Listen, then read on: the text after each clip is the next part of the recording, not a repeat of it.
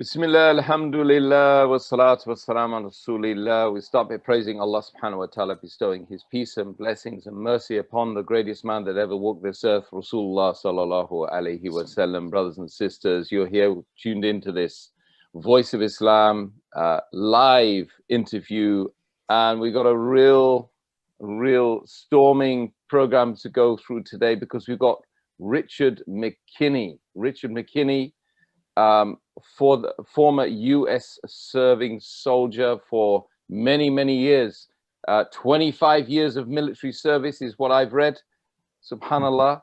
And there's a real amazing story how the brother got to this beautiful faith.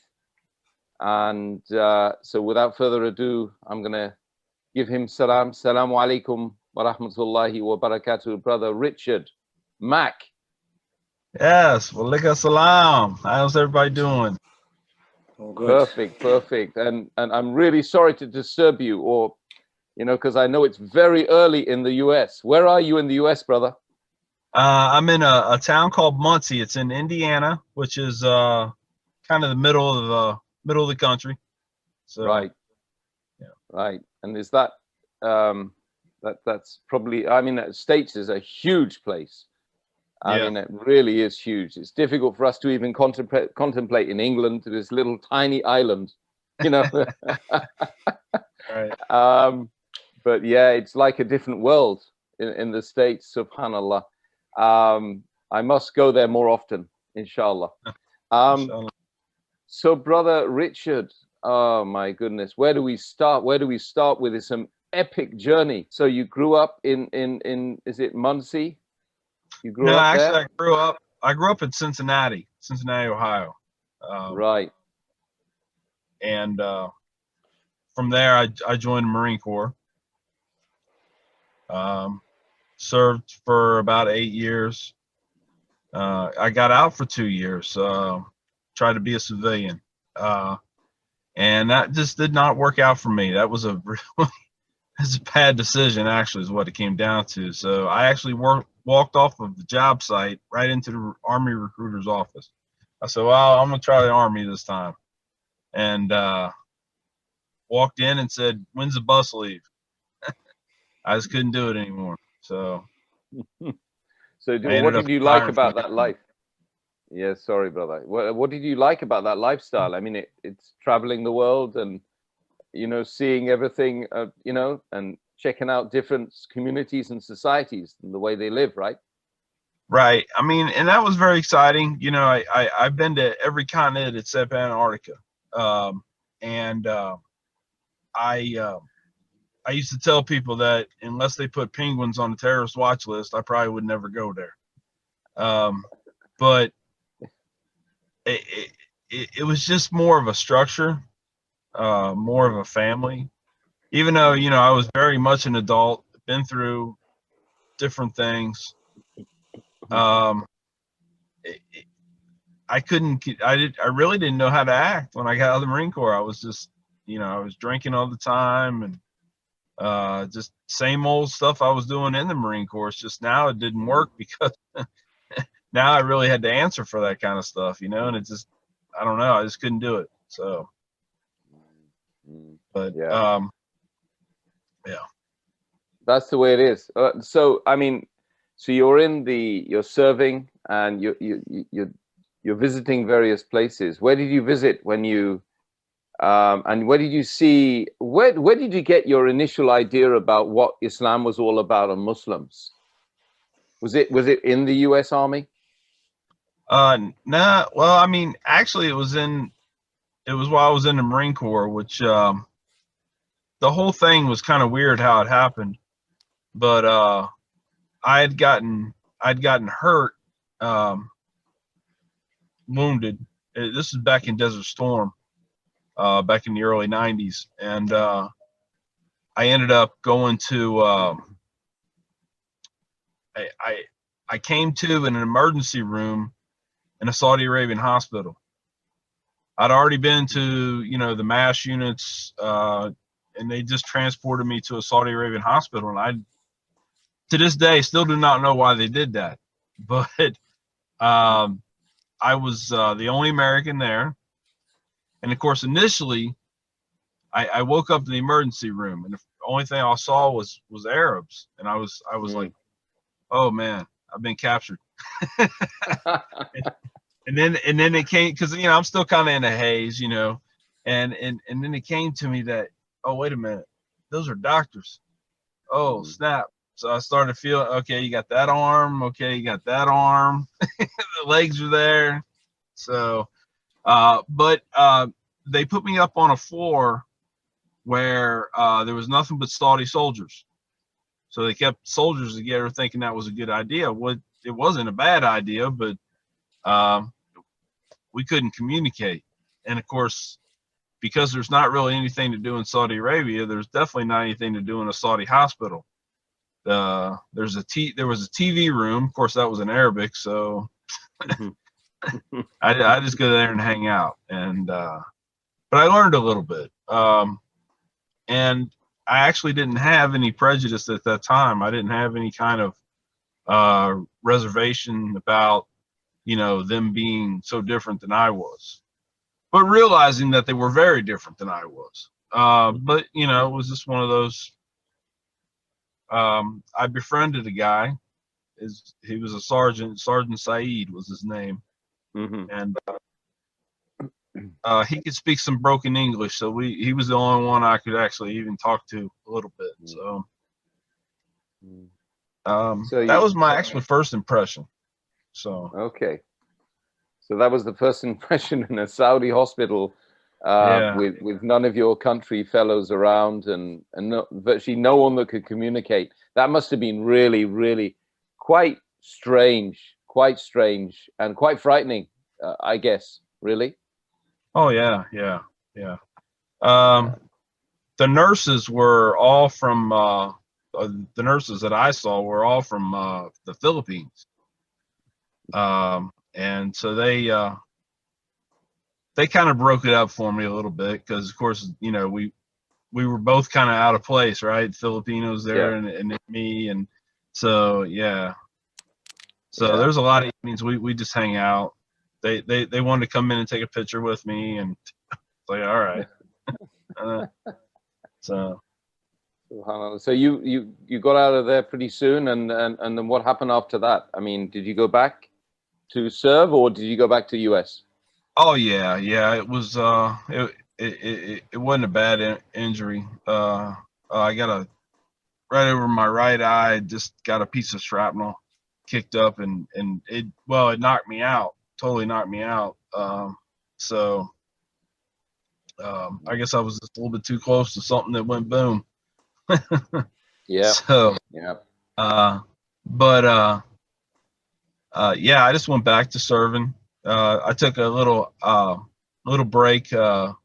Marine Corps put me on kind of like administrative duty for a minute, until I felt like I was losing my mind, and I went back to a special ops unit. So I was happy. And then we ended up in Somalia.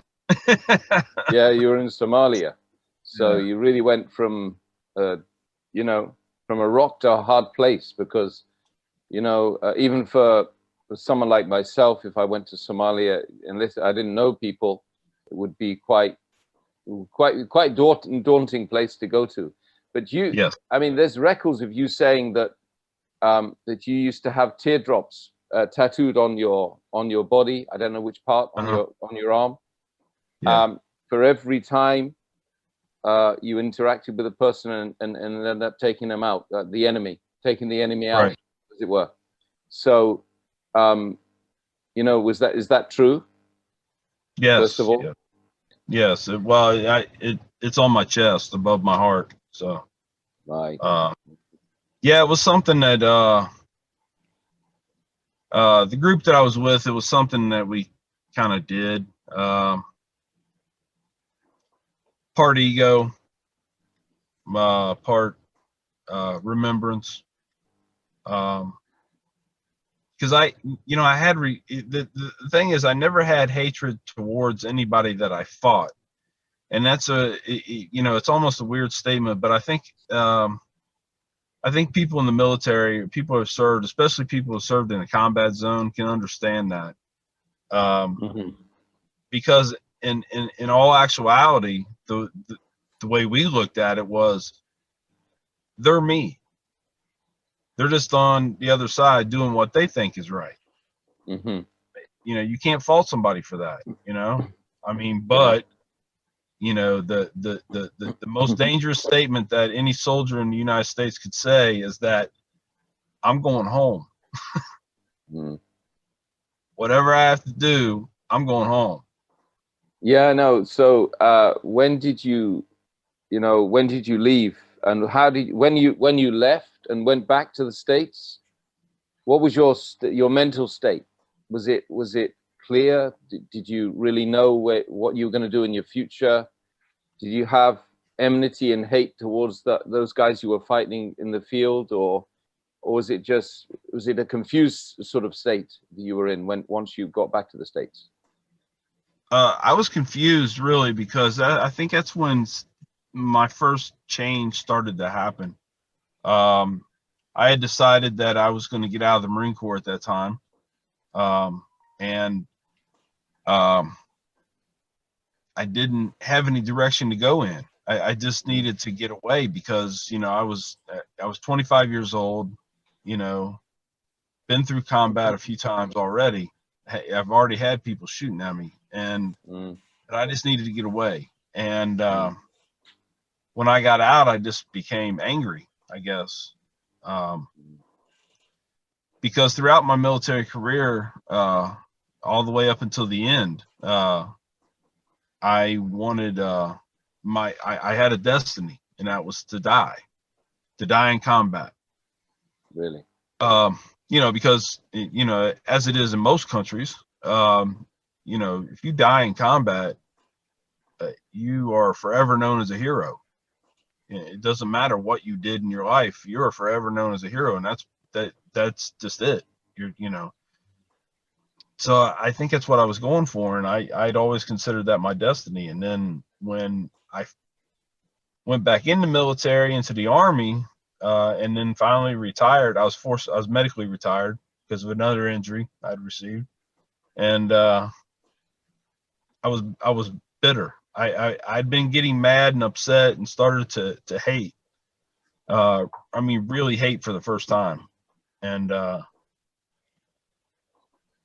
Was there any like support mechanisms for you, going through that torturous period in your life from the U.S. Army or from the government? Was there any support at all so that we can just understand some of the background to why this was happening? when I got out of Somalia, or well, it was shortly after Somalia that I left the Marine Corps, and there really wasn't at that time. You know, we're talking mid '90s, so there really wasn't, and there was such a stigmatism over, you know, well, you know, if you go, we used to call them, you know, we used to call them the wizard, because they can make stuff happen, right? It was like, you know, the psych doctors, the chaplains, and all of them people, you know, we used to call them wizards because they can make stuff happen. And Mm. if you went to go talk to them, you were less a man, you were less a Marine, you were less a soldier. And even when I got out, it was kind of like that. But for me, it was a little worse. I mean, you know, my drinking had gotten just way out of control. You know, I was drinking a half gallon of vodka every 2 days. Um, I never saw a sober day ever, Right. for like 2 years. Um, Was that to and cope with the mental situation? I mean, the stuff that was going on in your head, and is that the only way you could really deal with it? well, I mean, yeah, it's a especially tough thing. Right? War is a tough thing. Battlefields are right, nasty places, right? And you're just constantly thinking, when's it going to happen? When's the soul right, going to reach the throat? right, and that, and I mean, and the war was still going on. So I mean, you know, um, you turn on the TV and it's there, right? I mean, you know, but now you're not involved. Now you can't do anything about it. You know, it took them 5 years to retire me because I fought it at first. You know, I didn't want to get out. Actually telling them at one time that I wasn't done killing Muslims yet. I mean, that hatred was the only thing that was keeping me going. It was the only thing that was keeping me alive, you know. Yeah, keeping you, having you, because like you say, you had that purpose, right? The purpose is to die a war hero, you know, to die, that was it. or we say shaheed, right? I mean, isn't it? I mean, is there any difference really? I mean, in a sense, you know, that seems to be like the whole raison d'etre why many people are going to war, because what else is there apart from glory, gaining glory? Exactly. Wow. And I grew up poor, so I mean, you know, you know, I never graduated high school because I you know, I was expelled for selling drugs. But the Marine Corps took me in, right? And so, yeah, I did not have anything else. I mean, literally, it did not have anything else. You know, the job skills that I learned in the Marine Corps, we used to joke about it because of the job that I had in the Marines. We used to tell each other, said, yeah, there's only 3 things I can do when I get out. I can be a pimp, a drug dealer, or a hitman for the mafia, because I don't know how to do anything else. Yeah. That's it. So it's a crazy situation, but it's one which a lot of your fellow brothers and sisters in America are going through, right? And the question is, how, you know, why is it going on? You know, why is it, you know, the land of freedom and democracy allowing those things to happen? I mean, that's another story and another interview, I guess. But oh my gosh.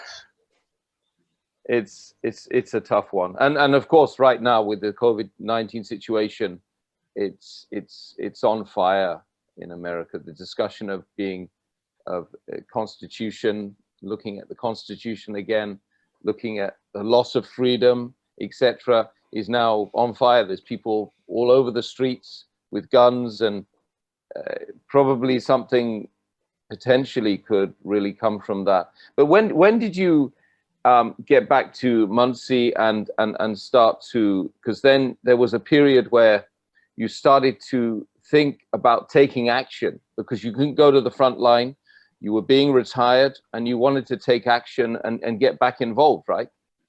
Mm-hmm. So my hatred was really strong by the time I got to my 20-year mark in the military. It was really, I blamed everything from world events to bad weather on Islam.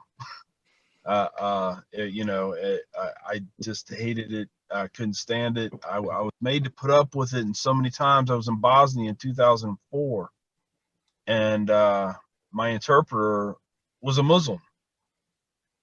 And, you know, I went to my command. I says, okay, you got me. You got me. This is some kind of joke, right?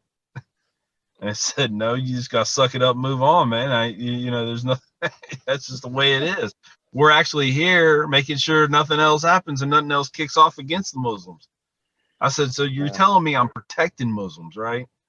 And they said, yeah, kind of. I was like, oh, dear Lord.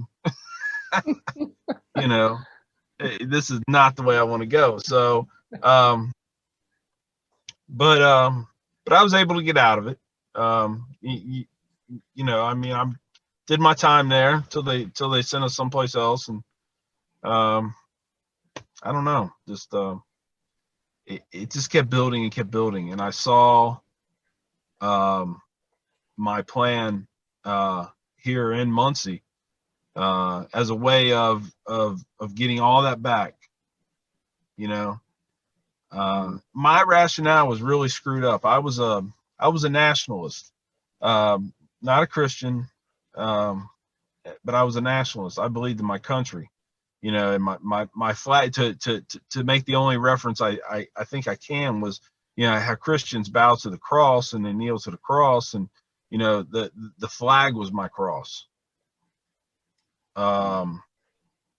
That's just the way I felt. And I saw this. I saw Islam as an absolute enemy, in the purest sense. And I found the group here in Muncie that, you know, the Muslim community here in Muncie, and it just started devising a plan. And I, at the point, right before I actually ended up stepping foot into the Islamic Center and ultimately end up becoming a Muslim myself, it was about 2 years. The plan had been going on for about 2 years, because I wasn't in a hurry. I knew they weren't going anywhere. And obviously I knew I wasn't going anywhere because they wouldn't allow me to. So I just piecemealed everything together. You know, I already had some connections and got my hands on some stuff I probably shouldn't have had. And third location, you know, I stored it all. Nobody knew about it. Nobody knew. The FBI come to visit me about the whole thing after I'd become a Muslim. And my wife didn't even know about it. Even after I become a Muslim, I still never told her that's what I was doing. That's what I was going to do. And she didn't find out until the FBI did come to the house with a bomb dog. But, you know, why would I keep that in my house? I don't understand. But, you know, I mean, and they got to cover their bases. That's fine. And actually, it was kind of funny because I went to the masjid for prayer that evening after the FBI already been to the house. And I just went in there. I was all kinds of proud and stuck my chest out and says, I said, well, I said, I'm a real Muslim now. The FBI has been investigating me. Yeah. So,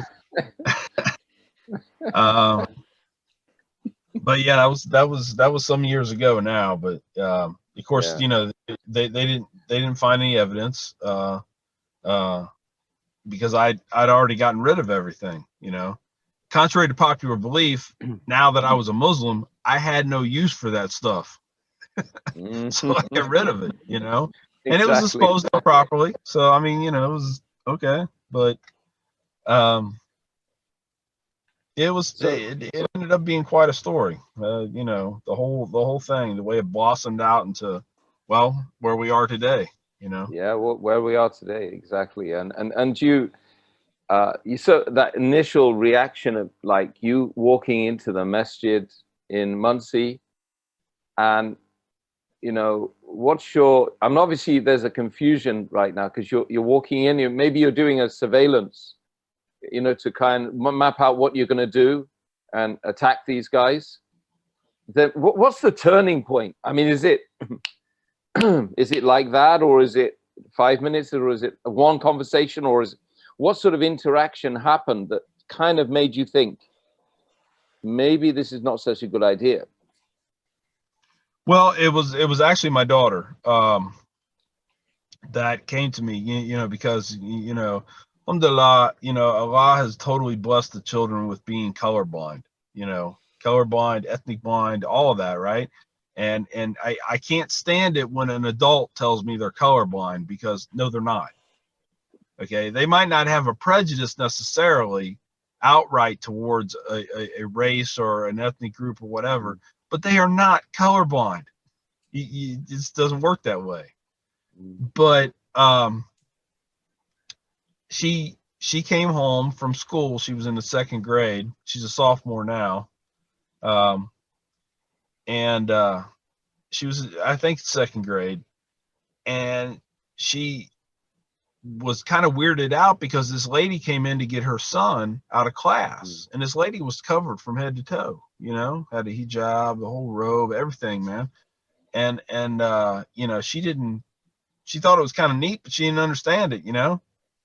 Well, and you know, her rationale was, well, Dad, he's been around the world. We'll ask him because he might know who they are, what kind of people they are to dress like that, and why do they dress like that, right? So she told me that, and when she did, I just flipped out. Everybody that knew me knew I did not like Muslims, but you know, when she told me that, you know, it was the things that came out of my mouth were just horrible, and she looked at me and kind of questioned me. You know, that I felt like she was questioning how she actually felt about me at that point. And that hit me hard, because even though, you know, I planned what I planned, I never really considered anybody else because nobody knew what I was doing.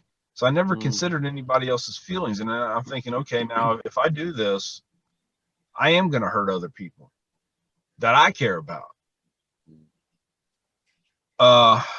So with that, I actually decided to go in and to talk with these people, meet with these people, and to see, do they really deserve this? Is this what this community deserves? Maybe this community's special. Maybe they don't really want to kill all Americans, or you know, kill all the non-believers, right? And so I just wanted, and my whole ego decided I was going to give them another chance, right? And that's what I did. I went in, talked to them, and you know, I introduced myself as just somebody that wanted to learn a little bit more about Islam. I was kind of like undercover at the time. You know, I didn't even tell the community what I had planned until 6 months after I had become a Muslim. Right. You know, I needed them to get, once I became a Muslim, I needed them to trust me before I tell them some crazy thing like that, you know. So but so that was the beginning. That was the beginning. And then things start flourishing, and you're visiting the masjid a lot more in the community. And is there any individuals that kind of come to mind that sat with you and were kind or informed you about what Islam was really all about? I mean, or was it over a period of 6 months or a year or something that this happened, or was there some real defining moments? You know what I mean? Well, it was a little bit longer than a snap, but it was very quick. And I don't have an explanation for that, because you know, I had this hatred that had been built up for years and years, and it was actually took it to the extreme to where I was going to kill as many of them in one swoop as I could. So I was introduced to quite a few people. First off, when I went in there, I was introduced to a guy, a very tall African American gentleman, which I found out played NBA basketball back in the 70s. Looked at me and he smiled. He said, "Can I help you?" I said, "Yeah, I want you to teach me about Islam." And he said, "Well, how long do you got?" I said, "I got a couple hours." He said, "Well, we'll give it a shot." So, and you know, it was Friday, so I was there before the khutbah. I mean, I understood the religion, how it worked. I knew they would all be there on Friday, which is when I planned to detonate the explosives. But he sat me down in the back for on a bench, which, you know, of course everybody sits on the floor, but for the older gentlemen, or like to say like me, after I do leg day, would sit on the chairs or the benches, right? And I listened to the sermon, which was actually very good. But of course, you know, I took it as just, it was propaganda, and they were just talking that way because I was there, right? I mean, you know, I was filled with all of this ignorance. And then after that, I was introduced to another Muslim, a little bit younger, and he did something that has stuck with me forever, and I have relayed that to many Muslims, what you need to do if you're around somebody and they question Islam or they want to learn about Islam. He handed me a Quran and he said, "Read this." come back when you have questions. And I did. It wasn't Ramadan, and the world wasn't infested with sickness. So, I was actually there more than most of the Muslims. So, you had a mission. They yeah, hadn't quite understood the mission, right? I was actually able to compartmentalize my hatred because I was so disciplined about it that I was able to compartmentalize it and open my mind to possibility. So I read the Quran just in a few weeks. I read the whole thing. I wasn't doing really anything else at the time, and I was on the internet with different videos, watching different videos, both good and bad. And I tried to keep the bad ones to a minimum because actually those are the ones that actually brought up a lot of bad memories. So that wasn't helping me out at all.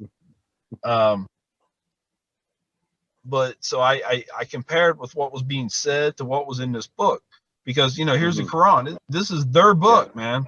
They're supposed to live by this book, or as close to that as they can, right? That's the goal. So as I'm reading it, the one thing that really stuck out of me that started my change was 532.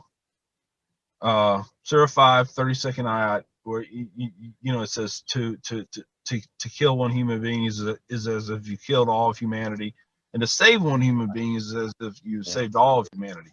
So I'm thinking, I'm like, wait a minute, this is in their book, man, and this is towards the beginning of the book. This isn't like hidden in the back somewhere. And I'm thinking, wow, man, wait a minute. That is not how these Muslims acted that I had just been around. They didn't care about human life. And then as I had read on, it talked about the rules of war, how we actually conduct ourselves. You don't hurt women, you don't hurt the elderly, you don't hurt children, you don't destroy religious structures. It didn't say Islamic structures, it said religious structures, right? And I'm thinking, wow, man, I saw those guys do all of that within an hour, So then, me not ever being referred to as a super intelligent person, but it wasn't hard, It's like, wow, those guys that I'm committing to my knowledge of Islam do not represent Islam. They don't, because they can't. If this is their book, and you can't tell me you're living by this book. So I started to get more and more and more, and it was 8 weeks. 8 weeks from the first day I stepped foot into that masjid that I went back in and said, I want to take Shahada. I want to become a Muslim. And it was funny because the two guys I talked to were the very first two guys I met. And I told them, I said, I want to be a Muslim. I want to take Shahada. And they looked at me. They were serious. And they looked at me and they looked at themselves. They looked at me again. They says, no. I'm like, what do you mean no? They said, well, you have more to learn. I says, okay, I won't deny that. I do have a lot more to learn. But don't we all? We all learn, right? I mean, every day we learn, and so anyway, I talked them into it, and they said, okay, Did they distrust you? Do you think did they kind of think there was something going on? Unfortunately, when I came out with my true story 6 months after I'd become a Muslim, there were some that lost trust in me, which, it kind of baffles me because, well, I mean, I guess it does and it doesn't. I don't know. I'd already showed these people who I was, and I was all, I was very friendly with them. And I mean, I don't know. It just. Were you talking to your daughter again? Did you talk to your daughter again about this, or Oh did yeah, you yeah. just you were talking to her? Yeah. Yeah, I mean, not really while I was going through this, not within the 8 weeks about, my wife was the one that was that was the one that was really nervous because she knew that I hated Islam. She did not know the extent that I hated Islam. Mm. But here it is, all of a sudden her husband's reading the Quran, he's watching these videos. He must be planning something. She had no idea that the plan was already there. And so she started getting really anxious. I was going to the mosque all the time. And, like most husbands, I don't tell my wife anything. And the day I took Shahada, she had no idea that's what I was doing. So I come back and I plop down on the couch, like I come back from a hard day's work and I have a big old smile on my face. And she goes, so was it good today? And she, and I says, yes. I says, it was fantastic. I says, I'm a Muslim. She goes, what? I said, yeah, I'm a Muslim. I took Shahada. She goes, you sure what? Wow. So, in my, very minimal knowledge, I tried to explain Shahada to her and everything. And that's when she got very defensive. She said, well, I'm going to tell you right now, I'm not putting anything around my head. I was like, well, you're not a Muslim, so it really isn't much of a question, is it? I mean, it's not even conversation. And then she goes, and another thing, this is where she got really defensive. I mean, mean looking. And another thing, if you want more than one wife, I'm not going to be one of them. Okay.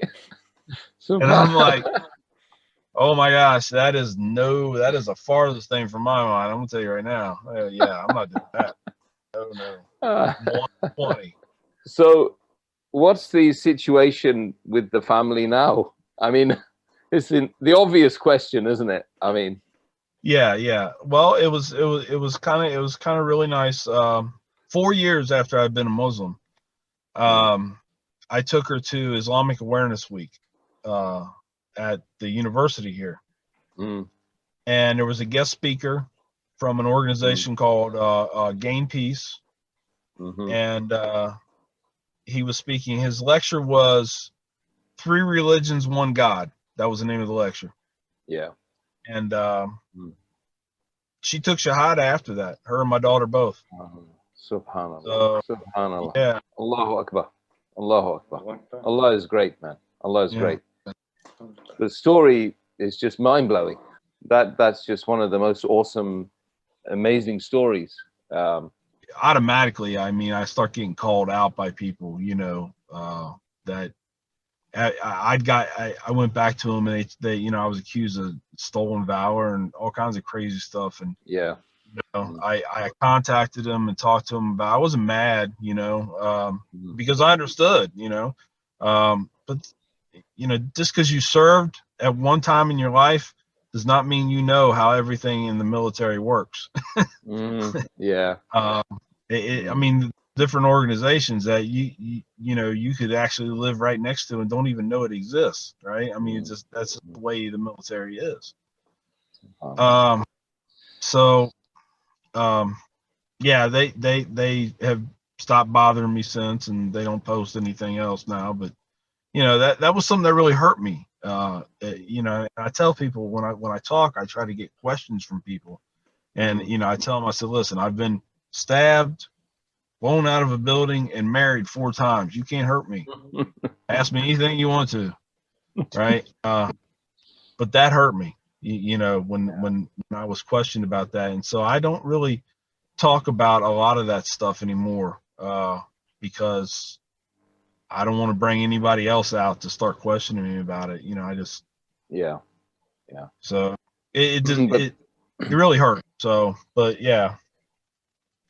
Yeah, life hurts, doesn't it? I mean, so many times, I mean, it took me 11 years to find the truth, and I didn't even know what a Muslim was. And right. Look at me to here today. Allah subhanahu wa ta'ala, he elevates people. And because, I mean, if you look at your story is also a vehicle for change, because 60 million people have watched that video over 2 years, according to what I've read. So Allah is using you as a vehicle for goodness, from being a vehicle for destruction and chaos, if you like. Mm-hmm. Some would argue, of course, it's defensive and it's to stop a greater evil. And that's the Christian idea of, you know, just war theory, you know, to stop the greater evil. But the fact remains now, you are totally on the other side of bringing about peace and togetherness and tolerance and human beings coming together. And I guess you must be working on that stuff yourself, and you must be thinking that's a responsibility, right? The da'wah. Right. And I never really considered myself doing dawah. I just, you know, when I mean, I was traveling around all over the country and speaking here and speaking there and meeting people and my only goal was to create change. I wasn't even, you know, of the motivation to, man, I wonder if this is having anybody turn to Islam now, you know. It was all about creating change and ending the hatred. Yes. And it even goes into a broader message of not just Christians, Muslims, but white, black, you know, ethnic groups, you know. Richard, it's been awesome, but we need to bring you on again, because we need to talk about some other things about the far right. So we've ended the interviews, unfortunately. Like, we've run out of time, unfortunately. It always happens like this when you're talking about human journeys. They're immensely powerful, and this one is probably one of the most powerful ones I've ever come. I've interviewed a lot of people, and I've spoken to a lot of people, and I've had shahadas myself, and they make you, every time they hit you here, you know. Yeah. Because they remind you about what the journey was all about, and what the goal is of that journey, which is to create peace, create harmony, create justice, establish justice in the world, and then go back home, which is paradise, right? Right, yeah. That's what it's all about. And if every human being just was to hear these type of conversations going on from people who were on the other side and have come, and, you know, and obviously your life is totally different, right? I mean, Oh, God. I can feel it. I mean, you feel at peace. I mean, I feel that you're at peace, and you're a person who really, really has a focus and a new dimension in life. Well, I mean, I'm still married, so I'm not always at peace, but you know, just saying. Okay. You know. Okay, none of us are, bro. So, well, yeah. I don't know how guys with more than one wife do it. I don't. Yeah. I'm not sure myself, really, but I haven't got that experience, brother. You know, I just thank you from the bottom of my heart for you coming on today, Richard. And it's been an awesome story. Like I've said, it feels that 45 minutes could go on forever, but unfortunately, it's ended now. And I'm going to invite you back. May Allah accept all your fasting, all of your you know, your good amal salihah, your righteous actions, and pass my salams personally to your family as well, please. Alhamdulillah. Thank you so much. Okay. Yes. Assalamu alaikum rahmatullahi wa barakatuh. Assalamu alaikum. See you later. Alaikum assalam.